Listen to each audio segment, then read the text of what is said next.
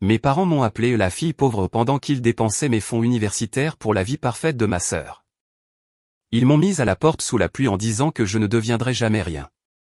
Mais 10 ans plus tard, ils ont perdu leur manoir de 2,4 millions de dollars, jusqu'à ce que mon père voie mon nom sur l'acte de propriété. Je m'appelle Sharon, et debout sur les marches de marbre froid et poli du palais de justice du comté de Travis à Austin, j'ai regardé le monde que je connaissais s'effondrer pour les personnes qui avaient d'abord détruit le mien.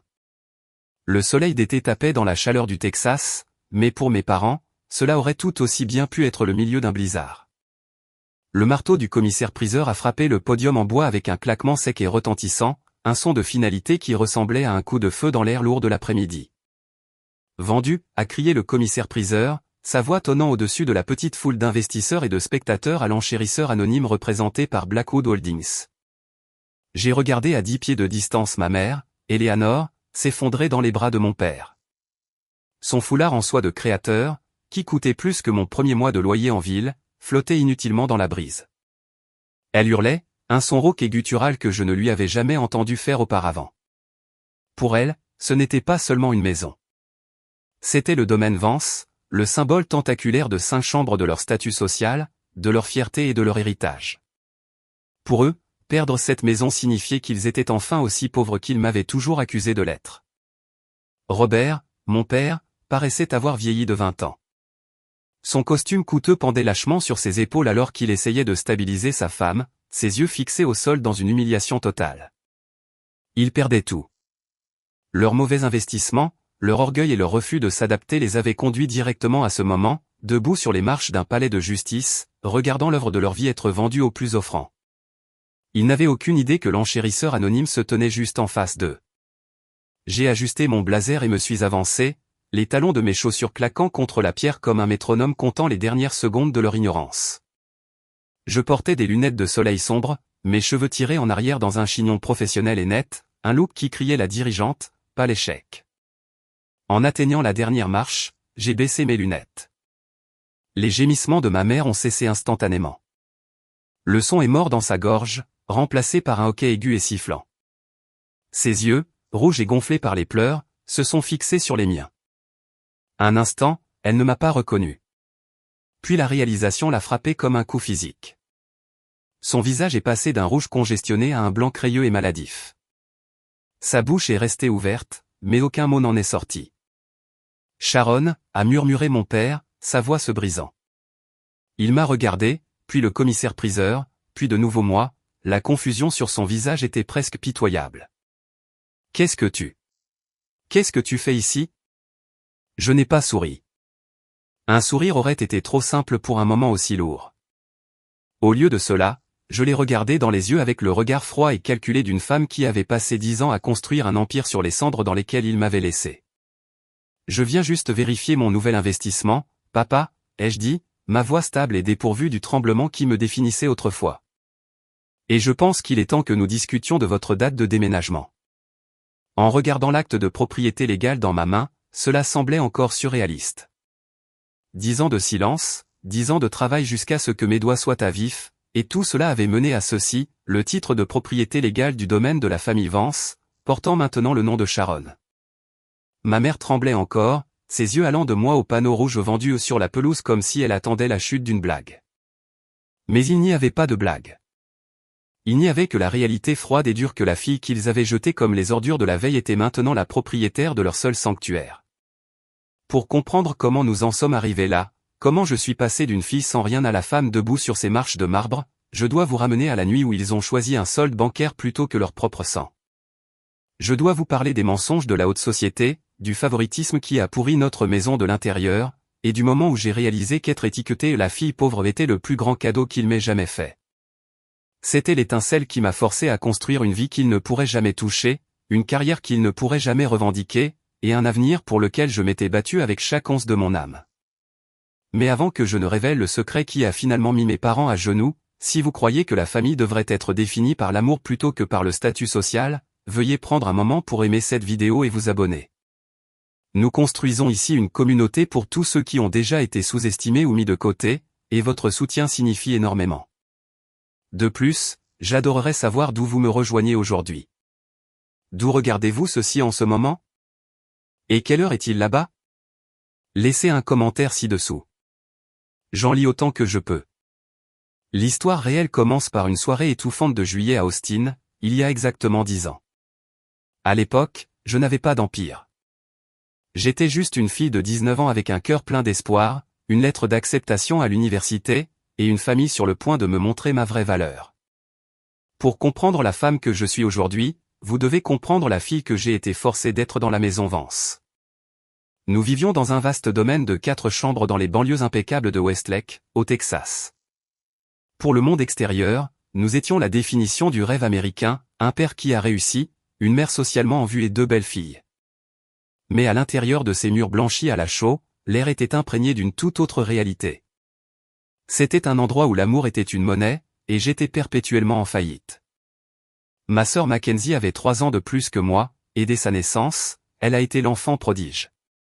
Elle avait la grâce polie de ma mère et la soif de mon père pour les feux de la rampe. À 10 ans, elle était une reine de concours de beauté. À 15 ans, elle était la fille que tous les parents de Westlake désignaient comme la référence absolue.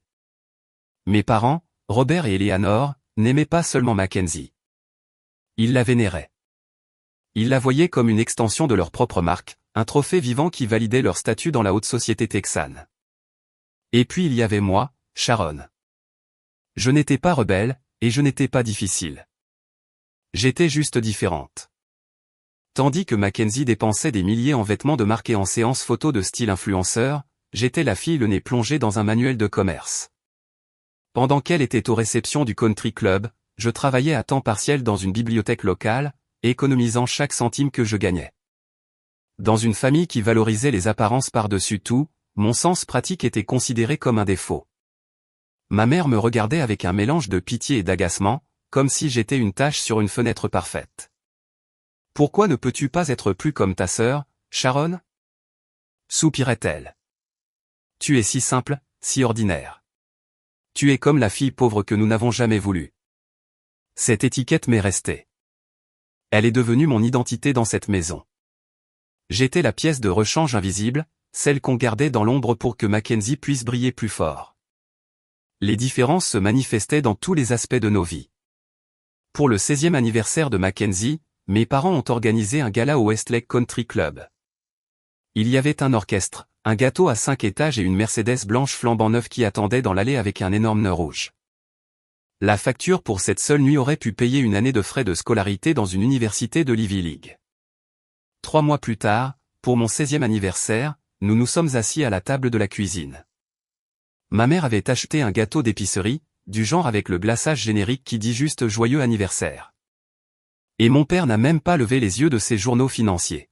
« Nous nous serrons la ceinture ce mois-ci, Sharon », a-t-il dit, sa voix froide et clinique.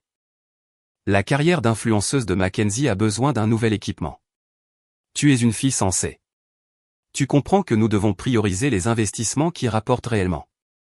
Je suis restée assise là, à regarder le gâteau générique, réalisant qu'aux yeux de mon père, je n'étais pas une fille. J'étais un mauvais investissement. Mais je me suis dit que ce n'était pas grave. Je me suis dit que je n'avais pas besoin des galas ou de la Mercedes. J'avais mon arme secrète, mes fonds universitaires. Mon grand-père, un homme autodidacte qui était parti de rien dans les champs de pétrole du Texas, avait mis de côté 50,000 $ pour chacune de ses petites filles. Il était la seule personne qui m'ait jamais regardé et ait vu du potentiel. Sharon, me chuchotait-il lors de nos visites du dimanche, tu as les yeux d'une bâtisseuse. Ne les laisse pas te dire que tu es petite. Ce fond était mon billet de sortie. C'était ma lumière au bout du tunnel. J'étudiais jusqu'à 2 heures du matin chaque nuit, maintenant une moyenne de 4.0, rêvant du jour où j'irais à l'université du Texas pour étudier la finance et l'immobilier. Je voulais construire des choses. Je voulais être plus qu'une simple note de bas de page dans le calendrier social de Mackenzie. Puis est venu l'été avant ma dernière année de lycée. Mackenzie avait décidé qu'elle serait la prochaine grande influenceuse de style de vie. Elle avait besoin d'un lancement de marque à Los Angeles, d'un séjour d'1 mois dans un penthouse de luxe, d'une équipe de tournage professionnelle et d'une garde-robe qui criait riche héritière. Le coût était astronomique. Je n'oublierai jamais la nuit où je suis entré dans le bureau pour demander à mon père les papiers pour mon acompte de frais de scolarité. Il était assis à son bureau en acajou, un verre de scotch dans une main et un grand livre dans l'autre. Eleanor se tenait derrière lui, sa main sur son épaule. « Papa, l'université a besoin du premier acompte pour vendredi, ai-je dit, mon cœur battant d'excitation. Il ne m'a pas regardé. Il a juste tourné la page du grand livre. À ce sujet, Sharon. Nous avons dû prendre quelques décisions de direction concernant les actifs liquides de la famille. Mon sang s'est glacé. Qu'est-ce que cela signifie? Ma mère s'est avancée, sa voix dégoulinant de cette fausse sollicitude mielleuse qu'elle utilisait quand elle était sur le point de faire quelque chose de cruel. Chérie, la marque de Mackenzie est à un point de basculement critique. Si elle perce cet été, elle sera à l'abri pour la vie. Nous avons décidé de réaffecter le don de ton grand-père pour couvrir son lancement à Los Angeles. J'ai eu l'impression que le sol avait disparu sous mes pieds. Vous avez dépensé mes fonds universitaires. La totalité. Ce n'est pas une dépense, Sharon, a lancé mon père, me regardant enfin avec ses yeux froids et jugeurs. C'est une réaffectation. Mackenzie a un avenir aux yeux du public. Toi. Tu vas juste être comptable quelque part. Tu n'as pas besoin d'un diplôme de haut niveau pour faire ça. Tu es doué pour t'adapter. Tu trouveras bien une solution. C'était mon argent, ai-je murmuré, ma voix tremblant d'une rage que je n'avais jamais ressentie auparavant. Grand-père a laissé ça pour moi. Dans cette maison, nous faisons ce qui est le mieux pour le non-Vance, a dit ma mère, son visage se durcissant. Et en ce moment, le non-Vance appartient à Mackenzie. Arrête d'être si égoïste. Tu es la fille pauvre, Sharon. Tu n'as pas besoin d'une université prestigieuse pour dire au monde ce que nous savons déjà. C'est cette nuit-là que la fille que j'étais est morte. J'ai alors réalisé que je n'étais pas seulement invisible pour eux. J'étais une ressource à exploiter. J'étais un sacrifice sur l'autel de la vanité de Mackenzie. Je suis sorti de ce bureau sans dire un mot de plus. Mais en montant les escaliers vers ma petite chambre, un feu s'est allumé dans mon âme que rien ne pourrait jamais éteindre. Il pensait qu'il m'avait pris mon avenir. Il ne réalisait pas qu'il venait de me donner la motivation de posséder le leur. L'air dans le bureau de mon père semblait avoir été aspiré dans un vide. Je suis resté là, à fixer l'homme qui venait de me dire que tout mon avenir avait été vendu pour financer la vanité de ma sœur. J'ai attendu qu'il dise que c'était une erreur. J'ai attendu que ma mère intervienne et dise que l'éducation d'une fille n'est pas quelque chose que l'on réaffecte. Mais le silence qui a suivi était encore plus assourdissant que la trahison elle-même. Vous ne pouvez pas faire ça, ai-je finalement réussi à murmurer, la voix brisée. Cet argent m'a été spécifiquement laissé. Grand-père a signé ses papiers avec moi dans la pièce. Mon père n'a même pas scié. Il s'est adossé à son fauteuil en acajou, un fauteuil qui coûtait plus que ce que je gagnais en 3 mois à la bibliothèque. Sharon, je t'ai déjà dit que les papiers étaient à mon nom en tant que dépositaire. Légalement, j'ai décidé où ces fonds rapporteraient le plus pour le non-Vance. Et en ce moment, le non-Vance a besoin de Mackenzie à Los Angeles, pas de toi dans un cours de finance. Alors je n'y vais pas? J'ai senti une larme chaude couler, mais je ne l'ai pas essuyée. J'ai travaillé toute ma vie pour ça. J'ai une moyenne de 4.0. J'ai la lettre d'acceptation. Est-ce que ça vous importe au moins? Ma mère, Eleanor, a laissé échapper un souffle sec et impatient. Oh, Sharon, arrête d'être si dramatique. Tu es si douée pour t'adapter, tu te souviens? Tu trouveras un moyen. Peut-être que tu peux contracter des prêts ou simplement trouver un bon emploi stable en ville. Tu as toujours été la fille pauvre de toute façon. Tu n'as pas besoin du prestige que Mackenzie a. Sa place est sous les projecteurs.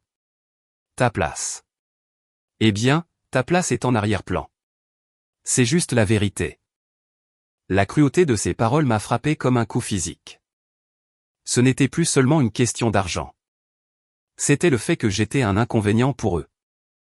J'étais l'enfant de rechange qu'ils gardaient tant que je ne demandais rien pour moi-même. Si tu ne peux pas te sacrifier pour la famille, a dit mon père, sa voix baissant à ce registre dangereusement bas que je lui avais entendu utiliser sur des rivaux commerciaux qu'il était sur le point d'écraser, alors tu ne fais pas partie de cette famille. Je les ai regardés, 2 personnes qui étaient censées être mes protecteurs, et pour la première fois, je n'ai pas vu mes parents. J'ai vu 2 étrangers qui m'avaient volé. Alors je suppose que je ne fais pas partie de cette famille, ai-je dit, ma voix soudainement froide et claire. parce que je ne sacrifie pas ma vie pour les mensonges de Mackenzie. Je me suis retourné et je suis sorti du bureau. Je pensais que j'irais dans ma chambre et que je fermerais la porte à clé. Je pensais que nous nous disputerions à nouveau le matin. J'avais tort. Mes parents ne faisaient pas dans les disputes. Ils faisaient dans les résultats. Exactement 45 minutes plus tard, j'ai entendu frapper à la porte de ma chambre. Ce n'était pas un coup léger. C'était le son de la finalité. Mon père se tenait là avec 2 grands sacs poubelles noirs dans les mains. « Qu'est-ce que c'est ?» ai-je demandé, mon cœur martelant contre mes côtes. « Ta mère et moi en avons discuté, » a-t-il dit, son visage un masque de granit. « Puisque tu as décidé de ne plus vouloir faire partie de la vision de cette famille, tu n'es plus une invitée dans cette maison. Nous avons appelé ton oncle Harold. Il est le seul de la famille élargie à avoir encore un faible pour les causes perdues. Il sera là pour venir te chercher. Désormais, tu es son problème. Vous me mettez dehors maintenant ? Il est 11 heures du soir. Tes affaires sont déjà sur le porche, Sharon, a appelé la voix de ma mère depuis le couloir. Nous avons laissé l'essentiel. Tout ce que tu as laissé derrière sera donné demain. N'en fais pas toute une scène. J'avais 19 ans. J'avais $46 sur mon compte en banque. J'ai regardé mon père prendre littéralement mon ordinateur portable et mes livres préférés et les fourrer dans le sac poubelle. Il ne m'a même pas regardé en passant devant moi pour déposer les sacs sur le porche. Je me tenais sur le porche de la seule maison que j'ai jamais connue, regardant la forte pluie du Texas commencer à tomber. Derrière la vitre de la porte d'entrée, j'ai vu mon père éteindre la lumière du couloir. La maison est devenue sombre. Ils ne m'ont même pas laissé la lumière du porche allumée. Je me suis assise sur ces 2 sacs poubelles noirs, ramenant mes genoux contre ma poitrine alors que l'air humide imprégné mon sweat à capuche fin. J'ai regardé la fenêtre de l'étage, la fenêtre de Mackenzie. J'ai vu le rideau bouger. J'ai vu sa silhouette une fraction de seconde, me regardant assise là comme un meuble indésirable. Puis elle a tiré le rideau et s'est détournée. J'ai attendu sur ce porche pendant 4 heures. 4 heures à frissonner. 4 heures à écouter le silence d'une famille qui m'avait effacé le temps de signer un chèque. Mais alors que j'étais assise là dans le noir, quelque chose a changé. La peur a commencé à se transformer en autre chose. C'était une résolution froide et dure. Il pensait avoir jeté la fille pauvre. Il ne réalisait pas qu'il venait de libérer la seule personne qui savait réellement comment construire quelque chose à partir de rien. Avant que je vous parle de l'homme qui a conduit toute la nuit pour me sauver et du document secret qu'il a fait signer à mes parents qui leur coûterait finalement leur maison, souvenez-vous que votre valeur n'est pas définie par les gens qui ne la voient pas. Si cette histoire vous touche, prenez une seconde pour cliquer sur le bouton j'aime et vous abonner. Cela nous aide à continuer de partager ces histoires de justice. À 3 heures du matin, une paire de phares a finalement percé la pluie. C'était le vieux camion argenté de l'oncle Harold. L'oncle Harold n'a pas dit grand-chose pendant les 3 heures de route de Westlake à sa modeste maison à la périphérie de San Antonio. Il n'en avait pas besoin. Le silence était la première chose aimable que j'avais connue depuis des années. Ce n'était pas le silence lourd et jugeur du bureau de mon père. C'était le calme d'un homme qui savait ce que c'était que d'être l'outsider. Quand nous sommes arrivés chez lui, une petite maison de style ranch blanchie par le soleil qui sentait le cèdre et le café noir fort, il a indiqué une chambre d'amis. Ce n'est pas le Ritz, Sharon, a-t-il dit en posant mes sacs poubelles sur le sol. Mais la porte a une serrure, et personne dans cette maison ne va te dire ce que tu vaux. Mais je savais que je ne pouvais pas rester éternellement une cause perdue sur le canapé d'Harold. Mes parents avaient volé mes fonds universitaires, mais ils n'avaient pas volé mon cerveau. En 2 semaines, j'ai déménagé en ville. J'ai trouvé un studio dans un quartier d'Austin où ma mère n'aurait même pas conduit sa Mercedes. C'était un appartement au 3e étage sans ascenseur où le radiateur sifflait comme un animal mourant et les murs étaient si fins que je pouvais entendre la télévision de mon voisin tard dans la nuit. Mon lit était un matelas que j'avais trouvé sur le trottoir, frotté jusqu'à ce que mes mains saignent. C'était la réalité d'être la fille qu'ils avaient jetée. Pendant les 3 années suivantes, ma vie a été un flou de lumière fluorescente et d'odeurs de produits de nettoyage industriel. Pour survivre, j'ai cumulé 3 emplois. Ma journée commençait à 5 heures du matin dans un restaurant de type Greasy Spoon près de l'université où j'étais censé étudier. Je passais 8 heures à porter de lourds plateaux de bacon et d'œufs, à sourire pour des pourboires d'étudiants de mon âge, portant les vêtements que j'aurais dû porter, et se plaignant d'examens que j'aurais tout donné pour passer. À 14 heures, j'étais dans une entreprise de saisie de données, à regarder des feuilles de calcul jusqu'à ce que les chiffres me brûlent les rétines.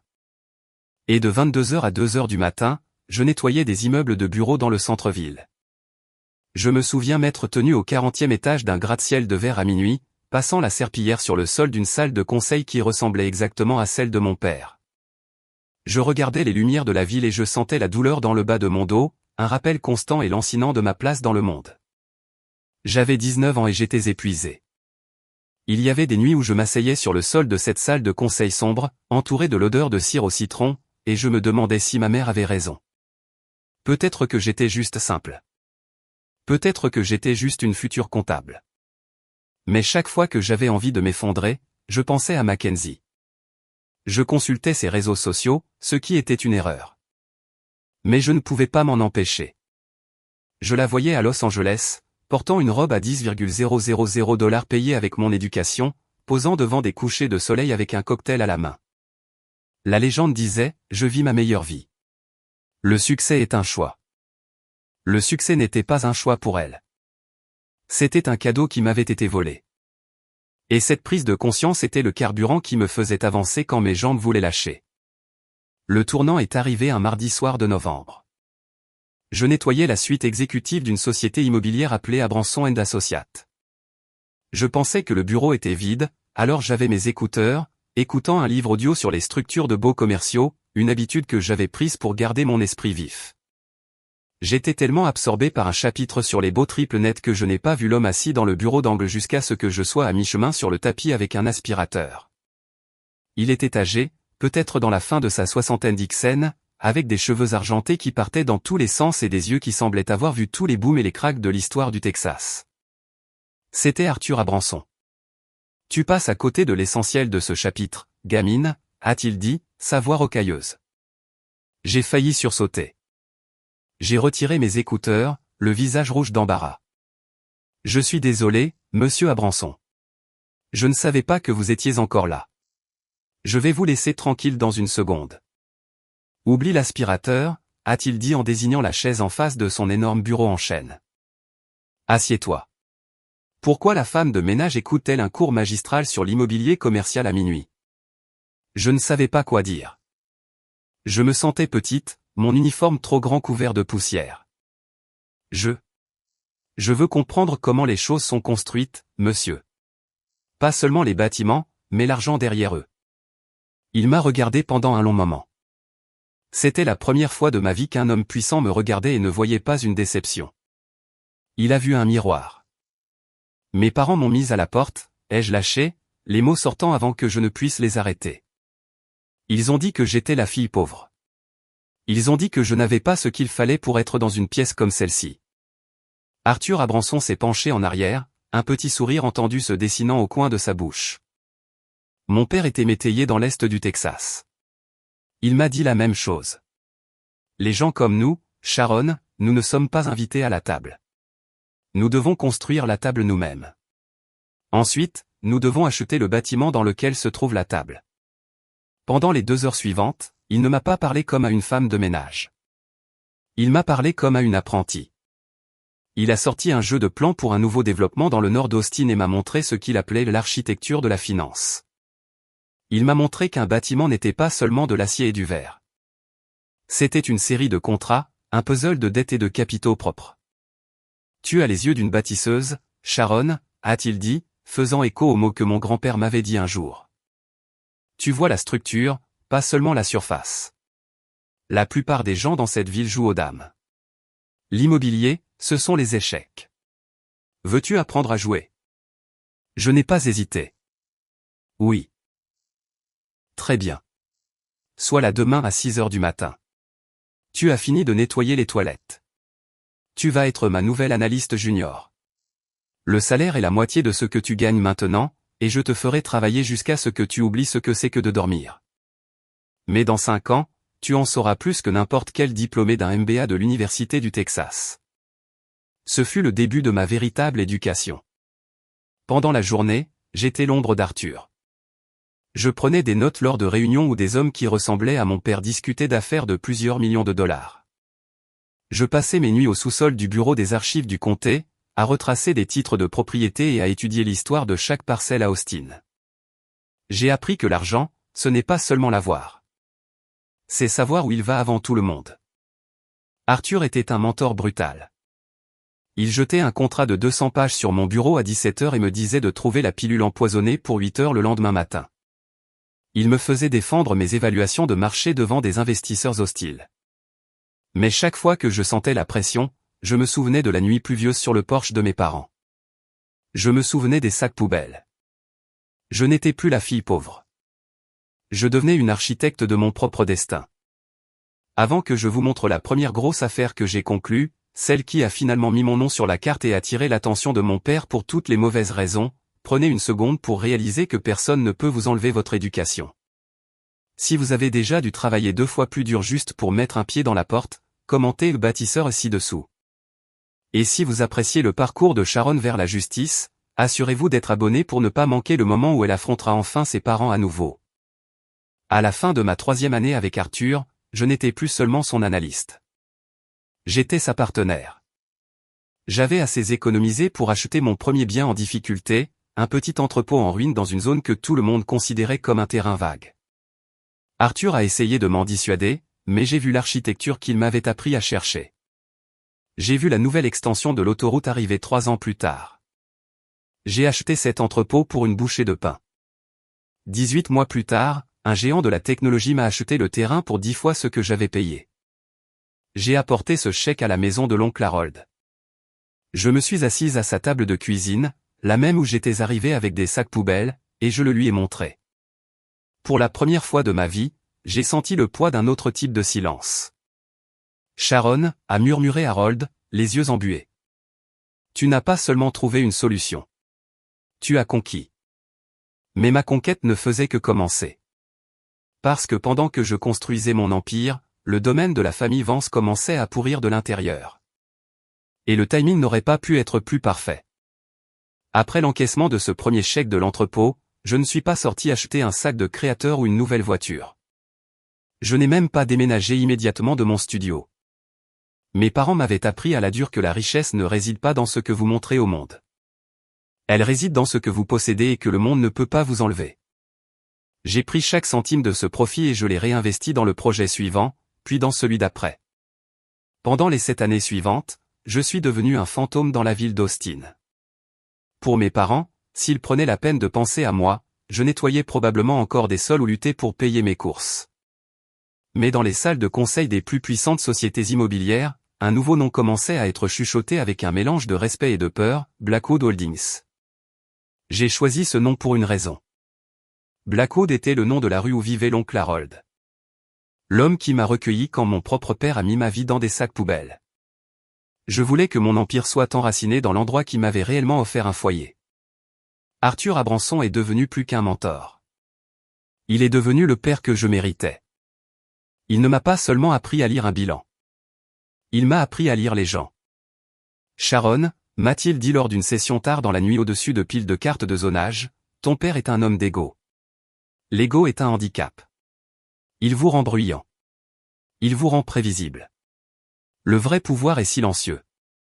Le vrai pouvoir est la personne dans la pièce que personne ne réalise être le propriétaire.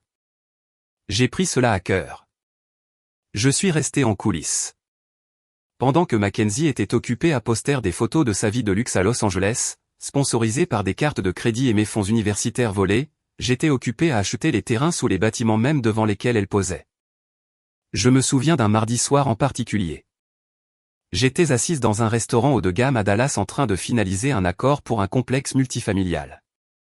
J'étais niché dans une banquette d'angle, vêtu d'un costume élégant mais discret, quand je les ai vus. Ma mère, Eleanor, et Mackenzie sont entrées. Elles étaient couvertes de marques, leur voix forte et exigeante, traitant le personnel de service avec la même cruauté désinvolte qu'elles m'avaient autrefois montrée. Elles sont passées juste à côté de ma table. Elles ne m'ont même pas regardé. Pour elles, j'étais juste un autre visage dans la foule, probablement quelqu'un qu'elles jugeaient indigne d'elle. Mackenzie se plaignait que sa dernière marque de bien-être avait des difficultés parce que le marché était trop saturé.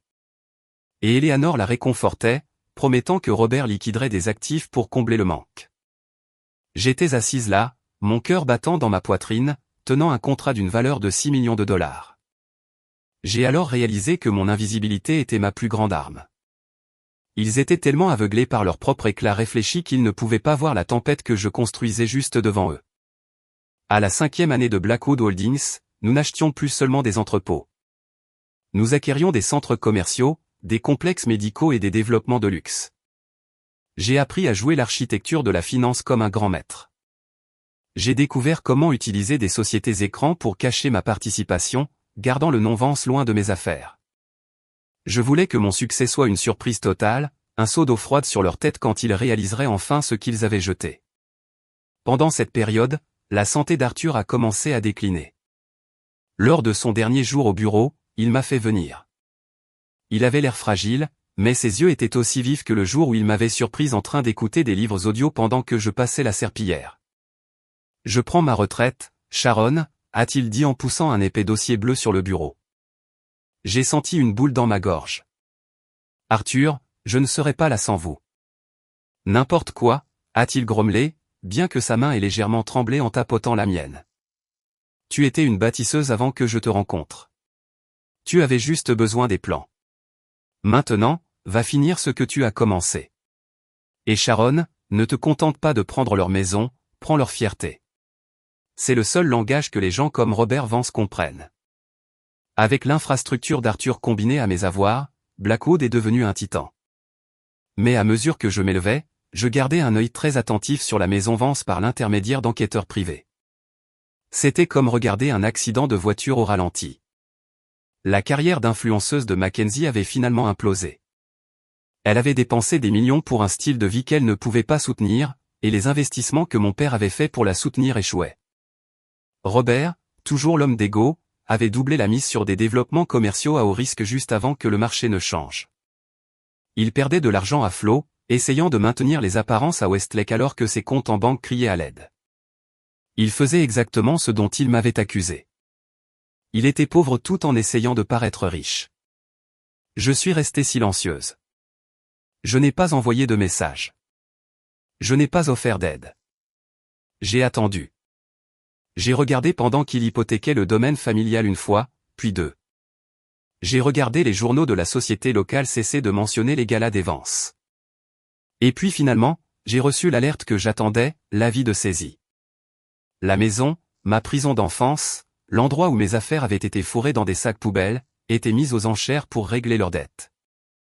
Avant de vous parler de la nuit où je me suis assise dans mon pentouse et autorisé l'offre d'ouverture pour la maison de mes parents, je veux vous rappeler quelque chose. Si vous traversez une période de lutte, si les gens vous traitent d'échec ou vous disent que vous n'avez pas votre place dans la pièce, utilisez cela comme carburant. Ne soyez pas bruyant. Soyez efficace. Laissez vos résultats être le bruit qui les réveille. Si cette partie du parcours de Sharon vous inspire à continuer de construire votre propre empire, cliquez sur le bouton j'aime et assurez-vous d'être abonné. Nous approchons du moment de la justice ultime. Dites-moi aussi dans les commentaires, avez-vous déjà eu un mentor comme Arthur qui a vu votre valeur quand personne d'autre ne la voyait? La nuit avant la vente aux enchères, je n'ai pas pu dormir. Je me tenais sur mon balcon surplombant la ligne d'horizon d'Austin, la ville que j'avais conquise en silence. J'ai pensé à la jeune fille de 19 ans assise sur le porche sous la pluie.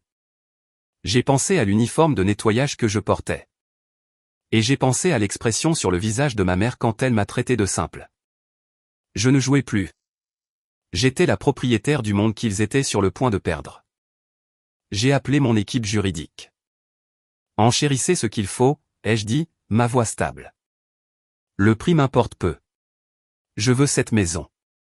Et je veux que le titre soit au nom de Sharon Vance personnellement, pas Blackwood. Je veux qu'ils voient mon nom sur chaque morceau de papier qu'ils devront signer pour sortir. Le piège était tendu. La fille pauvre rentrait à la maison. Mais cette fois, je ne demandais pas une chambre. Je prenais tout le bâtiment. Pendant que je tissais silencieusement mon empire à travers les rues d'Austin, la maison Vance commençait à se fissurer de l'intérieur. Pendant des années, mes parents avaient traité leur réputation comme une sculpture de verre fragile, la polissant toujours terrifiés par la moindre fissure. Mais une réputation sans fondation n'est qu'un mensonge. Et finalement, chaque mensonge exige un paiement. Les premières fissures sont apparues dans le monde de Mackenzie. Le style de vie d'influenceuse que mes parents lui avaient acheté avec mon avenir volé était un château de cartes. Elle avait les vêtements de marque, les pantoufles louées et les photos soignées. Mais elle n'avait aucun sens des affaires. Elle dépensait l'argent comme de l'eau, croyant que le robinet ne se tarirait jamais. Lorsque le marché a changé et que la tendance du bien-être sur laquelle elle avait bâti sa marque a commencé à s'estomper, ses abonnés sont passés à la nouveauté suivante. Ses sponsorings se sont taris. Son lancement de marque à Los Angeles est devenu un gouffre financier. Et au lieu de limiter ses pertes, elle a fait exactement ce que mon père lui avait appris. Elle a doublé la mise sur son ego. Elle est revenue en rampant à Westlake, non pas avec un empire, mais avec une dette de carte de crédit à 6 chiffres et un moral brisé. Et mes parents, toujours aveuglés par leur favoritisme, ne lui ont pas dit de trouver un travail. Au lieu de cela, Robert Vance a commencé à liquider les actifs sur de la famille pour payer ses créanciers. Il a vendu les petites propriétés commerciales que sa grand-mère lui avait laissées. Il a vidé ses propres comptes de retraite. Il était si désespéré de maintenir l'apparence de succès de Mackenzie qu'il a commencé à faire des investissements à haut risque pour s'enrichir rapidement sur le marché immobilier de Dallas. Il jouait aux dames contre des grands maîtres et il ne réalisait même pas qu'il était déjà en échec et mat. À la 9e année de mon silence, le nom Vance avait perdu de son éclat au Westlake Country Club. Les galas ont cessé. La Mercedes a été remplacée par une berline de 3 ans. Les chuchotements dans les allées de l'épicerie ne concernaient plus la célébrité de Mackenzie. Ils concernaient les avis de saisie collés sur leur porte d'entrée en acajou. Je me souviens du matin où j'ai reçu l'alerte sur mon ordinateur portable privé. Mon analyste principal avait signalé une saisie de grande valeur dans le district de Westlake. Quand j'ai cliqué sur le lien et vu l'adresse, 1402 Oak Ridge Drive, l'air m'a manqué pendant une fraction de seconde. C'était la maison, la forteresse de 5 chambres où on m'avait dit que je n'étais pas assez bien. La maison qui avait été une arme utilisée pour me faire sentir petite. J'ai consulté les registres publics. Mon père avait hypothéqué le domaine 3 fois. Il avait contracté des prêts prédateurs pour couvrir les entreprises ratées de Mackenzie. Et maintenant, la banque réclamait la dette. Il devait près de 1,8 million de dollars, et la vente aux enchères était fixée dans 30 jours sur les marches du palais de justice. Je me suis assise dans mon bureau, les murs de verre surplombant la ville que je possédais maintenant en partie, et j'ai ressenti une étrange paix froide. Pendant 10 ans, j'avais porté le poids de cette nuit pluvieuse sur le porche. J'avais porté la honte de l'étiquette de fille pauvre, et maintenant l'univers me tendait la clé de leur porte d'entrée. Je n'ai pas ressenti de pitié.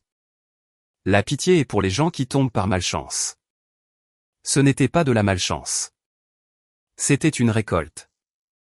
Ils avaient semé des graines de cruauté et ils en récoltaient enfin les fruits. J'ai appelé mon avocat principal. Je veux le domaine Vance, lui ai-je dit, ma voix aussi stable que la main d'un chirurgien. Mais je ne veux pas que le nom de Blackwood Holdings apparaisse sur l'offre. Je veux utiliser une société écran dormante jusqu'à ce que l'acte final soit émis. Je veux qu'ils pensent qu'ils sont sauvés par un étranger. Je veux qu'ils aient ce dernier moment de faux espoir avant de voir mon visage. La chute de la maison Vance n'était plus une possibilité. C'était un événement programmé, et c'est moi qui tenais le marteau. Le jour de la vente aux enchères ressemblait à une vague de chaleur à plus d'un titre. Le soleil d'Austin était impitoyable, cuisant les marches en pierre du palais de justice du comté de Travis jusqu'à ce que l'air scintille d'une brume étourdissante. Mais la vraie chaleur venait de la petite foule rassemblée à l'ombre des piliers.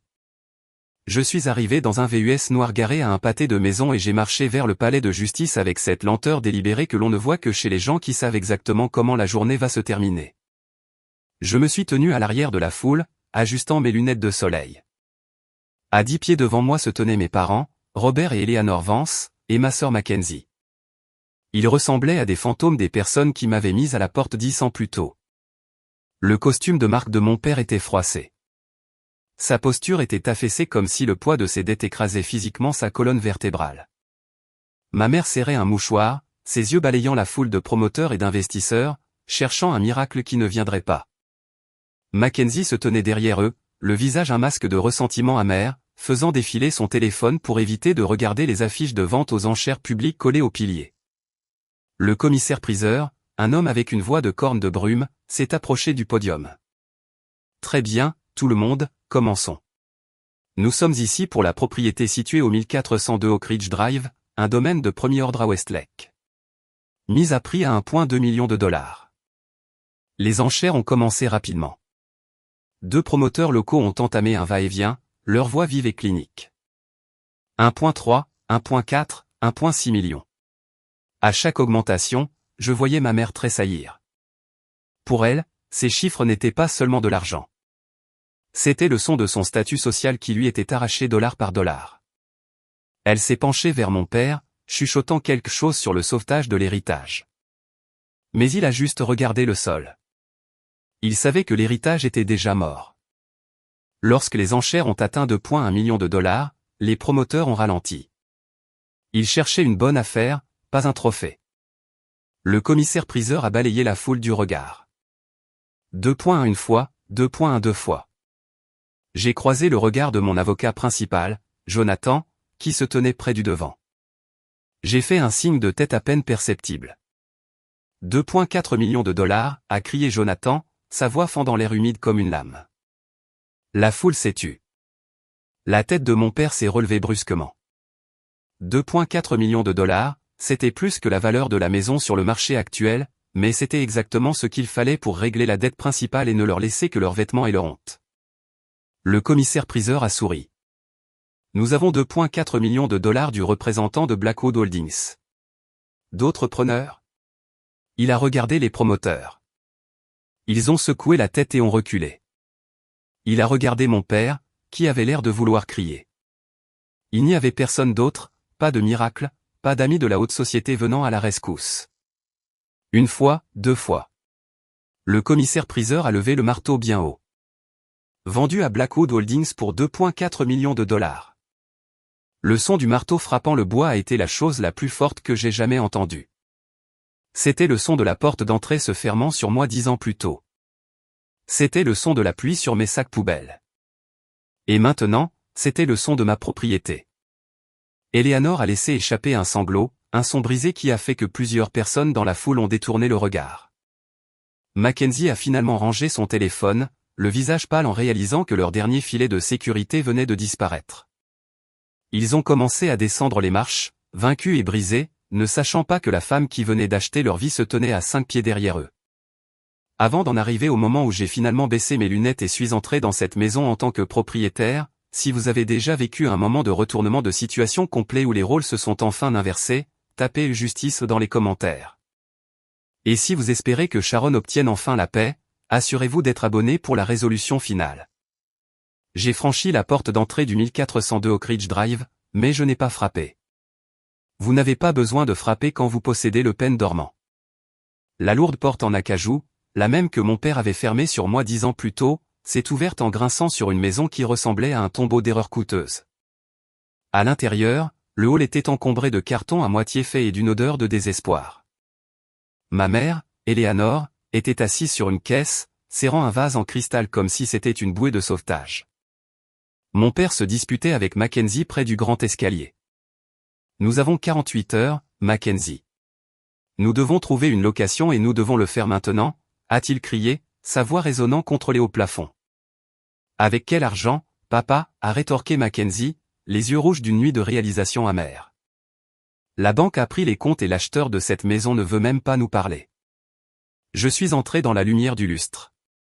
En fait, ai-je dit, ma voix tranchant leur chaos comme une lame. L'acheteur se trouve juste ici. Le silence qui a suivi a été absolu. Mon père s'est figé. La mâchoire de Mackenzie est tombée. Ma mère s'est levée si vite que le vase a failli lui glisser des mains. Ils m'ont dévisagé, non pas comme la fille pauvre qu'ils avaient rejetée, mais comme la femme en costume sur mesure qui tenait leur monde entier dans sa poche. Sharon, a murmuré ma mère, ses yeux se posant sur le dossier juridique dans ma main. De quoi parles-tu? Tu travailles pour la société qui a acheté ça. Je suis la société, maman, ai-je dit en me dirigeant vers le centre de la pièce. J'ai posé l'acte de propriété sur le comptoir en marbre. J'ai vu les yeux de mon père parcourir le document, s'arrêtant sur le nom Sharon Vance, propriétaire unique. Tu l'as acheté? La voix de mon père n'était qu'un murmure rauque. Avec quoi? Comment as-tu pu te le permettre? Je me le suis permis avec l'architecture que tu disais que je n'étais pas assez intelligente pour apprendre, ai-je répliqué en m'approchant. Je me le suis permis en travaillant 3 emplois pendant que vous dépensiez mes fonds universitaires pour un rêve qui s'est transformé en ce cauchemar. Vous m'avez traité de fardeau pour vos ressources. Vous m'avez dit que j'étais simple et ordinaire. Eh bien, cette fille ordinaire vient de vous sauver de la rue. Mackenzie s'est avancée, son visage tordu par un mélange de honte et de vieilles habitudes. Et alors? Tu vas nous mettre dehors maintenant? C'est ça, ta grande vengeance? Je l'ai regardé, puis mes parents. La colère que j'avais portée pendant une décennie ne ressemblait plus à un feu. Elle ressemblait à un fait froid et dur. La vengeance est pour les gens qui n'ont rien de mieux à faire, Mackenzie, ai-je dit. Je suis une investisseuse. Et en tant qu'investisseuse, j'ai décidé de vous laisser rester, mais les conditions ont changé. Vous n'êtes plus les maîtres de cette maison. Il y a un petit appartement au sous-sol, celui que vous utilisiez pour le personnel que nous n'avons jamais eu. Vous pouvez y vivre sans loyer pendant 1 an. Mais le reste de cette maison est en train d'être transformé en siège de ma fondation. Vous vivrez dans le sous-sol de la fille que vous avez jetée. Ma mère a commencé à sangloter, mais je n'ai pas bougé pour la réconforter. 1 an, ai-je répété. Après cela, vous trouverez votre propre chemin, tout comme je l'ai fait. Alors que je me tenais près de la baie vitrée de la chambre principale, regardant l'horizon du Texas, le silence de la maison ne semblait plus lourd. Il ressemblait à la paix. Mes parents et Mackenzie étaient en bas, déplaçant leurs quelques affaires restantes dans la suite du sous-sol, dans la même maison où ils pensaient autrefois que je n'étais pas assez bien pour occuper une seule pièce. Je n'ai pas ressenti une vague de fierté ou un besoin de jubilé. Au lieu de cela, j'ai ressenti une réalisation profonde et tranquille. La vraie richesse ne se construit pas avec les briques d'un manoir ou les chiffres d'un compte en banque. Elle se construit avec la résilience d'un esprit qui refuse d'être brisé. Ils avaient essayé de définir ma valeur par ce qui me manquait, m'appelant la fille pauvre. Mais en faisant cela, ils m'ont donné la fin de construire quelque chose qu'ils ne pourraient jamais m'enlever. Mon parcours, de ces sacs poubelles trempés par la pluie à ce moment de propriété, m'a appris que la famille est un choix, et que le caractère est la seule monnaie qui ne se dévalue jamais. Si vous regardez ceci et que vous avez déjà été celui qui a été mis de côté, celui dont on s'est moqué, ou celui à qui on a dit qu'il n'arriverait jamais à rien, laissez mon histoire être votre signe. Votre valeur n'est pas un consensus. C'est une conviction. Construisez votre empire en silence et laissez votre succès être le bruit qui réveille le monde. Merci d'être resté avec moi tout au long de ce voyage vers la justice. Si cette histoire vous a ému, veuillez aimer, vous abonner et la partager avec quelqu'un qui a besoin d'entendre qu'il est suffisant. Jusqu'à la prochaine fois, continuez. Cette histoire est entièrement fictive et destinée uniquement à des fins de divertissement et d'éducation.